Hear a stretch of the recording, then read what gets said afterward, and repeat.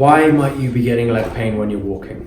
Now, there could be a whole host of different reasons as to why you might be getting leg pain and what type of leg pain. And I'm going to try and avoid the leg related ones. If you've got Achilles tendonitis, the back of your ankle might be sore. If you've injured your quads, your thigh muscles from overtraining, then your legs are going to be sore. I'm going to try and address more so the sciatic type leg symptoms, that shooting pain that comes from the buttock down the leg, or that burning pain that you can sometimes get in your lower leg on the side of the shin, just down here. Okay, so why are you getting it? First and foremost, that sort of radicular pain, that nerve root pain, sciatic pain that's coming down from the lower back into various parts of your leg when you're standing up is caused by some amount of inflammation that's happening through here. And if you've seen any of our numerous videos on sciatica, disc bulges, injuries to the lower back, then you'll have a little idea of what I'm talking about here. Fundamentally, you've got some sort of injury in this section of your spine that's irritating the nerves and sending you pain down the legs.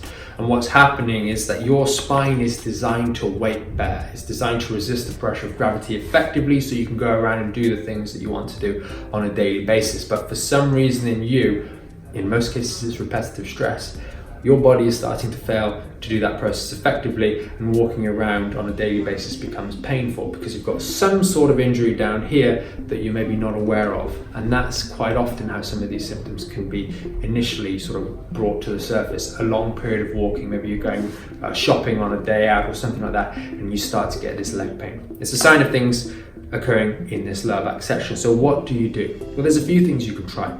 First and foremost, if you're wearing high heels, cut that out for a day. Try the same trip without high heels on. The high heels don't absorb any shock, so you're driving pressure straight up here into your spine and going to aggravate what is most likely starts out as quite a minor injury to the lower back. The next thing you can try is take small breaks as you're walking around. Rest, give your lower back a little bit of time to ease.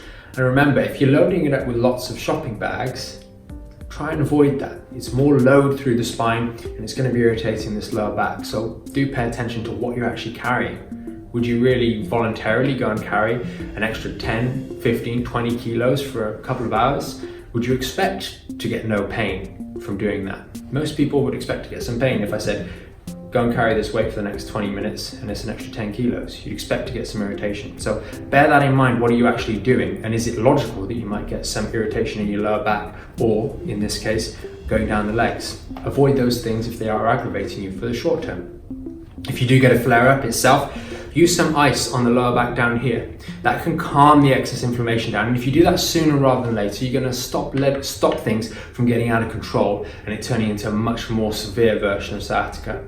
Remember, it's an injury that's occurred down here, so give it a break. If you sprain your ankle or something like that, you're going to get crutches, you're going to avoid excessive walking, etc. This is no different. If you're getting the symptoms down your legs, then give your lower back a break. Get some ice on there. If it persists for more than a couple of days, then you really need to go and see someone. Get an appointment to see someone like us who will look at you properly, look at you thoroughly, and give you the proper treatment and advice you need to make sure that you deal with the problem properly and have the strategies to stop it coming back in the future. But all of these things can really help you deal with the leg pain that will be coming from your lower back. Now, as I said earlier, if it's something to do with the leg themselves, then that's a different issue, but the advice wouldn't be too far removed. If you've got an injury to your hamstring, you've strained it, then you don't go and walk on it lots more. You give it a little break, a little time to heal, and then you slowly retest some of those activities that previously caused it pain. And if you're okay with it a little bit more, then you can slowly increase the amount of stress that you're putting on those structures. But do remember that your lower back is a load-bearing structure, and if it's load-bearing for an extended period of time and you're starting to get symptoms either in the lower back or down the leg or a combination of both, there's something going on here, and it's worth looking at to see if you can take some of that extra pressure off that lower back so that it can get the time it needs to heal. I hope this video has been helpful, and if you've got any questions specifically relating to your leg pain, then do feel free to comment in the questions. We can usually distinguish quite quickly as to whether it's going to be coming from the back or the leg itself, but do feel free to comment those, and if you've got a little bit more specific concerns, then do reach out to us and you can contact us via email or on the website, or give us a call as well. Thanks for watching. Thanks for watching this video. I hope you found it interesting. Now, if you want any more of our videos, then click here. We've got a nice one on our Back in Shape program. Up here, you can look at some of our recently uploaded videos. And remember, click up the top above my head for the link to subscribe, and do that so you don't miss out on anything in the future.